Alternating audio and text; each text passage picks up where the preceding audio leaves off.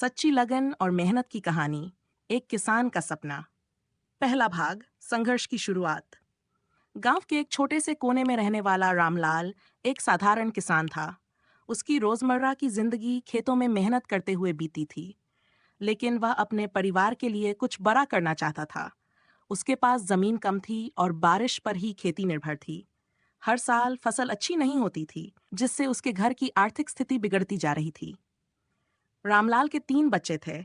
बड़ा बेटा मुकेश, जो पढ़ाई में बहुत होशियार था, बेटी सुनीता, जो सिलाई कढ़ाई में निपुण थी, और सबसे छोटा बेटा राजू, जो खेलकूद में आगे था। लेकिन गरीबी की वजह से वह अपने बच्चों की इच्छाओं को पूरा नहीं कर पा रहा था। दूसरा भाग, बड़ा सपना और समाज की बाधाएं। रामलाल का सपना था कि उसका बेटा मुकेश इंजीनियर बने और उसकी बेटी सुनीता खुद का एक सिलाई केंद्र खोले, ताकि वे आत्मनिर्भर बन सकें। लेकिन गांव वालों ने उसका मजाक उड़ाया। किसान का बेटा इंजीनियर बनेगा? अरे, ये हमारा काम नहीं है। लड़की को पढ़ाकर क्या होगा, उसकी शादी कर दो। इन तानों से रामलाल परेशान तो हुआ, लेकिन उसने हार नहीं मानी। उसने ठान लिया कि चाहे जितनी भी परेशानियां आएं, वह अपने बच्चों को पढ़ाएगा और अपने खेतों को भी नई तकनीकों से विकसित करेगा। तीसरा भाग, कठिन परिश्रम और उम्मीद की रोशनी। रामलाल ने गांव के सरकारी कृषि अधिकारी से मिलकर नई खेती की तकनीकों के बारे में सीखा। उसने ड्रिप इरिगेशन और मल्टी क्रॉपिंग जैसी आधुनिक तकनीकों को अपनाया। साथ ही उसने अपनी पत्नी के साथ मिलकर दूध बेचने का भी काम शुरू किया, जिससे उसकी आमदनी थोड़ी बढ़ी। मुकेश को पढ़ाने के लिए उसने रात को चौपाल पर जाकर बच्चों को ट्यूशन देना शुरू किया, जिससे कुछ पैसे आ सकें। सुनीता को उसने एक सिलाई मशीन दिलाई, जिससे वह धीरे धीरे अपने हुनर को निखारने लगी। चौथा भाग, सफलता की राह। मुकेश ने कड़ी मेहनत की और एक सरकारी इंजीनियरिंग कॉलेज में प्रवेश पा लिया। उसकी पढ़ाई के लिए रामलाल ने अपने कुछ खेत गिरवी रख दिए, लेकिन उसे भरोसा था कि उसका बेटा कुछ बड़ा करेगा। इधर सुनीता ने अपने सिलाई कढ़ाई के हुनर से गांव की कई लड़कियों को सिखाना शुरू किया। कुछ ही महीनों में उसका काम इतना बढ़ गया कि उसके पास ऑर्डर आने लगे। गांव की औरतें भी अब उसके साथ जुड़ने लगीं। पांचवां भाग, सपनों की उड़ान। कुछ सालों बाद मुकेश ने अपनी पढ़ाई पूरी कर ली और एक बड़ी कंपनी में इंजीनियर बन गया। उसने पहली सैलरी से अपने पिता का कर्ज चुकाया और गिरवी रखी जमीन वापस ले ली। उधर सुनीता का सिलाई केंद्र एक बड़ी बुटीक में बदल चुका था, जिससे गांव की और भी महिलाओं को रोजगार मिलने लगा। रामलाल का सबसे छोटा बेटा राजू भी अपने क्रिकेट के हुनर के दम पर जिले की टीम में शामिल हो गया। धीरे धीरे उनकी जिंदगी बदल गई। छठा भाग, संघर्ष से सफलता तक। वही गांव वाले जो पहले रामलाल का मजाक उड़ाते थे, अब उसकी तारीफ करने लगे। वे कहते, रामलाल, तू सच में बड़ा आदमी बन गया। तेरी मेहनत ने तेरा नसीब बदल दिया। रामलाल ने हंसकर जवाब दिया, नसीब नहीं, मेहनत बदलती है। अगर इंसान सच्ची लगन और ईमानदारी से मेहनत करे तो कोई भी सपना असंभव नहीं होता। सपनों की नई उड़ान। रामलाल की मेहनत रंग लाई थी, लेकिन उसकी यात्रा यहीं खत्म नहीं हुई। उसने महसूस किया कि सिर्फ अपने परिवार की तरक्की ही काफी नहीं, बल्कि पूरे गांव को आगे बढ़ाने की जरूरत है। उसने ठान लिया कि अब वह अपने अनुभव से गांव के बाकी किसानों की भी मदद करेगा। नया मिशन, गांव की तरक्की। रामलाल ने अपने खेतों में ऑर्गेनिक खेती शुरू की और अन्य किसानों को भी इसके फायदे बताए। पहले तो गांव वालों को विश्वास नहीं हुआ, लेकिन जब उन्होंने देखा कि रामलाल की फसल ज्यादा पैदावार दे रही है और उसे ऊंचे दाम भी मिल रहे हैं, तो वे भी उसकी राह पर चल पड़े। धीरे धीरे पूरा गांव जैविक खेती अपनाने लगा। वहीं मुकेश ने अपनी नौकरी के साथ साथ गांव के स्कूल में स्मार्ट क्लासरूम बनवाने में मदद की। उसने बच्चों के लिए एक फ्री कोचिंग सेंटर भी खोला, ताकि वे अच्छी शिक्षा पा सकें और शहर जाकर बड़ी नौकरियों के लिए प्रतिस्पर्धा कर सकें। सुनीता का योगदान। सुनीता का बुटीक अब सिर्फ गांव तक सीमित नहीं था। उसकी डिजाइन किए हुए कपड़े शहरों में बिकने लगे। उसने गांव की कई और महिलाओं को सिलाई कढ़ाई सिखाई, जिससे वे भी आत्मनिर्भर बन सकें। अब गांव की कई महिलाएं खुद कमाने लगी थीं और अपने बच्चों को अच्छी शिक्षा दिला रही थीं। राजू की सफलता। राजू की क्रिकेट में लगन और मेहनत रंग लाई। उसने राज्य स्तर पर शानदार प्रदर्शन किया और जल्द ही उसे एक नेशनल क्रिकेट टीम में खेलने का मौका मिला। जब वह अपने गांव लौटा तो पूरा गांव उसे सम्मान देने के लिए इकट्ठा हुआ। राजू ने वहां के बच्चों के लिए एक क्रिकेट अकादमी खोलने का फैसला किया ताकि गांव के और बच्चे भी खेल में अपना भविष्य बना सकें। गांव की नई पहचान। अब रामलाल का गांव एक मिसाल बन चुका था। वहां के किसान आधुनिक खेती कर रहे थे, महिलाएं आत्मनिर्भर बन चुकी थीं, बच्चे बेहतर शिक्षा पा रहे थे और युवा खेल और नौकरी में नाम कमा रहे थे। राज्य सरकार ने भी गांव के विकास को देखते हुए वहां सड़कें बनवाईं, बिजली और पानी की सुविधा को बेहतर किया और किसानों के लिए नए प्रशिक्षण केंद्र खोले। रामलाल अब सिर्फ एक किसान नहीं था, बल्कि गांव के प्रेरणा स्रोत बन चुका था। उसकी कहानी दूर दूर तक फैली और कई लोग उससे सीखने आने लगे। अंतिम संदेश, नए सपनों की ओर, गांव से देश तक। रामलाल का सफर यहीं खत्म नहीं हुआ। अब उसका सपना था कि उसके गांव की तरक्की पूरे देश के लिए मिसाल बने। उसने महसूस किया कि अगर हर गांव में शिक्षा, रोजगार और आधुनिक खेती को बढ़ावा दिया जाए तो पूरा देश आत्मनिर्भर बन सकता है। नई चुनौतियां और नया जोश। जब गांव में विकास होने लगा तो कई बाहरी व्यापारी और दलाल किसानों को गलत तरीकों से फंसाने लगे। वे कम दामों में उनकी फसल खरीदने लगे और मुनाफा खुद कमा रहे थे। रामलाल को यह बर्दाश्त नहीं हुआ। उसने किसानों को जागरूक किया और उन्हें सीधे बाजार से जुड़ने का तरीका सिखाया। उसने गांव में एक कृषि सहकारी समिति, फार्मर कोऑपरेटिव सोसाइटी बनवाई, जिससे किसानों को अपनी उपज का सही दाम मिलने लगा। मुकेश ने भी अपनी तकनीकी जानकारी का इस्तेमाल करके ऑनलाइन मार्केटिंग प्लेटफॉर्म बनाया, जिससे गांव के उत्पाद सीधे शहरों में बिकने लगे। किसान खुद अपने माल की कीमत तय कर सकते और बिचौलियों की जरूरत नहीं रही। महिलाओं की शक्ति। सुनीता ने अपने सिलाई केंद्र को महिला उद्यमिता केंद्र, वुमेन एंटरप्रेन्योर सेंटर में बदल दिया, जहां महिलाओं को सिर्फ सिलाई ही नहीं बल्कि बिजनेस मैनेजमेंट, डिजिटल मार्केटिंग और ऑनलाइन बिक्री जैसी चीजें भी सिखाई जाने लगीं। जल्द ही गांव की महिलाएं ऑनलाइन अपने हस्तनिर्मित कपड़े, जैविक उत्पाद और हस्तकला की चीजें बेचने लगीं। उनका काम अब सिर्फ एक छोटे से इलाके तक सीमित नहीं था, बल्कि देश भर में उनकी मांग बढ़ने लगी। राज्य सरकार ने भी उनके प्रयासों को सराहा और महिलाओं के लिए एक विशेष फंड जारी किया, जिससे वे अपने बिजनेस को और आगे बढ़ा सकें। राजू की नई पारी। राजू अब राष्ट्रीय स्तर का खिलाड़ी बन चुका था। उसने अपने गांव में एक खेल अकादमी खोलने का फैसला किया, जहां गरीब बच्चों को मुफ्त में क्रिकेट और अन्य खेलों की ट्रेनिंग मिल सके। उसकी अकादमी से कई नए खिलाड़ी निकले जो आगे चलकर राज्य और राष्ट्रीय स्तर पर खेलने लगे। गांव के बच्चों को अब सिर्फ किसान या मजदूर बनने की मजबूरी नहीं थी। वे अपने टैलेंट के दम पर खेल की दुनिया में भी नाम कमा सकते थे। गांव का नया रूप। आदर्श गांव। अब गांव पूरी तरह बदल चुका था। हर बच्चा स्कूल जा रहा था, हर महिला आत्मनिर्भर थी, हर किसान खुशहाल था, हर युवा अपने सपनों को साकार कर रहा था। सरकार ने इस गांव को आदर्श गांव घोषित कर दिया और इसे पूरे देश के लिए एक उदाहरण बताया। रामलाल का सम्मान।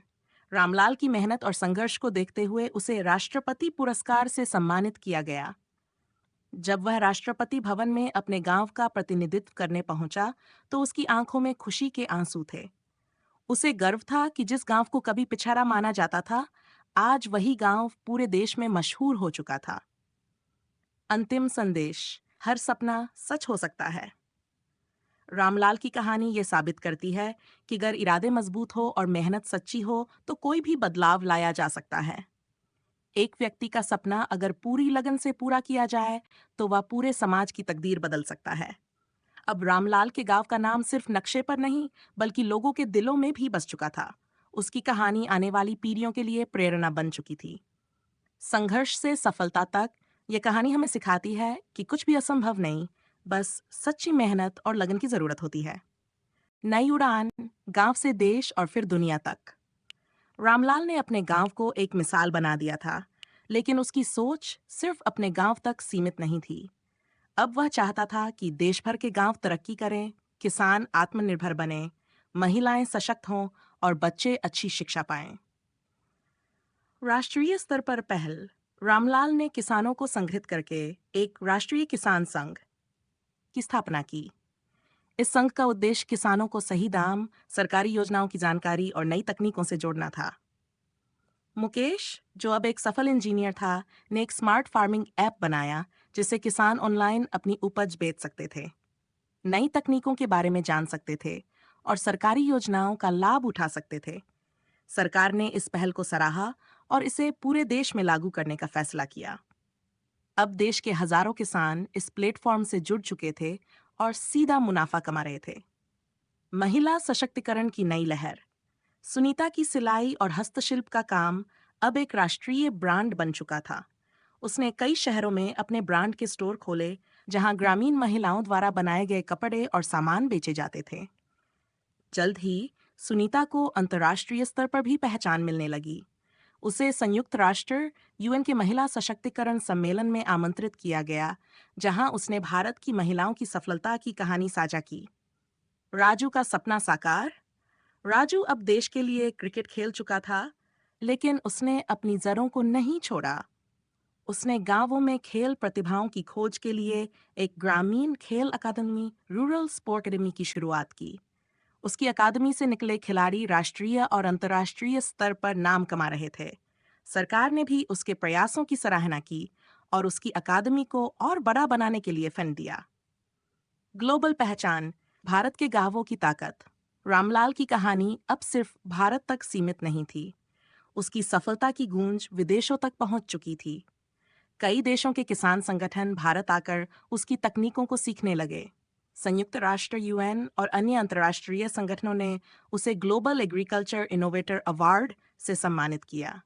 अब रामलाल सिर्फ एक किसान नहीं, बल्कि दुनिया के लिए एक प्रेरणा बन चुका था।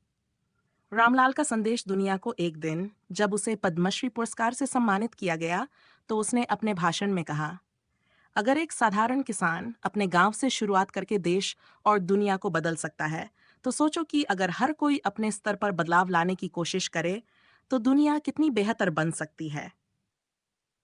सपने देखो, मेहनत करो और कभी हार मत मानो।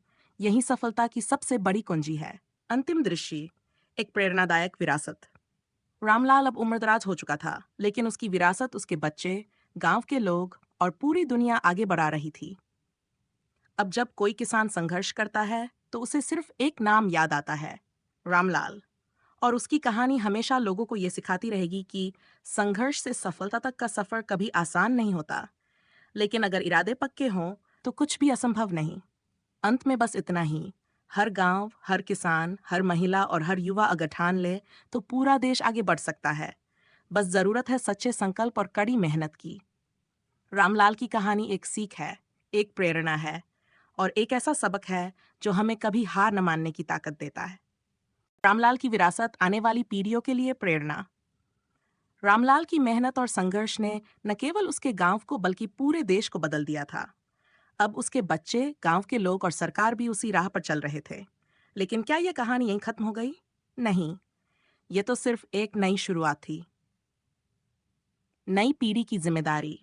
रामलाल के बेटे मुकेश, जिसने एक बड़ा टेक्नोलॉजी प्लेटफॉर्म बनाया था, अब पूरे देश के किसानों को डिजिटल रूप से सशक्त बना रहा था। उसने एक नया स्टार्टअप शुरू किया, जहां किसान सीधे उपभोक्ताओं से जुड़ सकते थे। इससे बिचौलियों की समस्या खत्म हो गई और किसानों को अधिक लाभ मिलने लगा। अब गांवों में भी डिजिटल क्रांति आ रही थी। लोग ऑनलाइन खेती के तरीके सीख रहे थे, मोबाइल ऐप्स के जरिए अपने उत्पाद बेच रहे थे और सरकारी योजनाओं की पूरी जानकारी पा रहे थे। महिलाओं की नई उड़ान। सुनीता ने अपनी सिलाई कढ़ाई के काम को एक अंतर्राष्ट्रीय ब्रांड बना दिया था। अब उसका सामान सिर्फ भारत ही नहीं, बल्कि अमेरिका, यूरोप और खाड़ी देशों में भी बेचा जा रहा था। उसने एक नया मिशन शुरू किया, स्टड गांव, दर रोजगार। इस पहल के तहत वह देश भर के 100 गांवों की महिलाओं को ट्रेनिंग देकर उन्हें आत्मनिर्भर बना रही थी। अब गांव की महिलाएं सिर्फ घरों तक सीमित नहीं थीं, वे अपने हुनर से लाखों कमा रही थीं और दुनिया भर में भारतीय कला और संस्कृति को फैला रही थीं। खेल और शिक्षा का विस्तार। राजू, जो खुद एक सफल क्रिकेटर बन चुका था, अब अपने खेल अकादमी को और बड़ा बना चुका था। उसने देश भर में गांव से ओलंपिक नामक एक अभियान शुरू किया, जहां ग्रामीण बच्चों को खेल की ट्रेनिंग दी जाती थी। अब उसका सपना था कि एक दिन उसके गांव का कोई बच्चा ओलंपिक में भारत के लिए स्वर्ण पदक जीते। इसी के साथ मुकेश ने भी गांवों में शिक्षा को लेकर नई योजनाएं बनाई। अब गांवों में सिर्फ सरकारी स्कूल ही नहीं थे, बल्कि डिजिटल क्लासरूम, लाइब्रेरी और ऑनलाइन कोर्सेज भी उपलब्ध थे। बच्चे शहरों में पढ़ने जाने की बजाय अपने ही गांव में बेहतर शिक्षा पा रहे थे। रामलाल का आखिरी सपना। अब रामलाल काफी बुजुर्ग हो चुका था, लेकिन उसके मन में एक और सपना था, भारत को आत्मनिर्भर बनाना। उसने सरकार को एक सुझाव दिया कि अगर हर गांव में खेती, शिक्षा और रोजगार की सही व्यवस्था हो जाए तो किसी को भी शहरों में पलायन करने की जरूरत नहीं पड़ेगी। सरकार ने उसके सुझाव को गंभीरता से लिया और इसे रामलाल मॉडल नाम दिया, जिसे पूरे देश में लागू किया गया। अब हर गांव में आधुनिक खेती हो रही थी, महिलाएं आत्मनिर्भर बन चुकी थीं, युवा खेल और पढ़ाई में आगे बढ़ रहे थे। डिजिटल क्रांति से गांव-गांव में नई संभावनाएं बन रही थीं। एक युग का अंत, लेकिन प्रेरणा की शुरुआत। रामलाल की उम्र अब 83 साल हो चुकी थी। एक दिन जब वह अपने खेतों में घूम रहा था, तो उसके चेहरे पर एक तसल्ली भरी मुस्कान थी। उसने जो सपना देखा था, वह अब हकीकत बन चुका था। कुछ दिनों बाद जब वह इस दुनिया से चला गया, तो पूरा देश शोक में डूब गया। लेकिन उसकी विरासत अमर थी। सरकार ने उसके सम्मान में रामलाल ग्राम विकास योजना की शुरुआत की, जिससे हजारों गांवों को आत्मनिर्भर बनाया गया। अब जब भी कोई किसान, कोई महिला उद्यमी या कोई युवा खिलाड़ी सफलता की ओर बढ़ता है, तो उसे याद आता है, अगर एक साधारण किसान रामलाल अपने गांव से शुरुआत कर पूरे देश को बदल सकता है, तो हम भी अपने सपनों को सच कर सकते हैं। अंतिम संदेश। संघर्ष से सफलता तक का सफर मुश्किल जरूर है, लेकिन अगर इरादे पक्के हों तो कोई भी लक्ष्य असंभव नहीं। रामलाल सिर्फ एक नाम नहीं, बल्कि एक आंदोलन था जो आने वाली पीढ़ियों को प्रेरित करता रहेगा।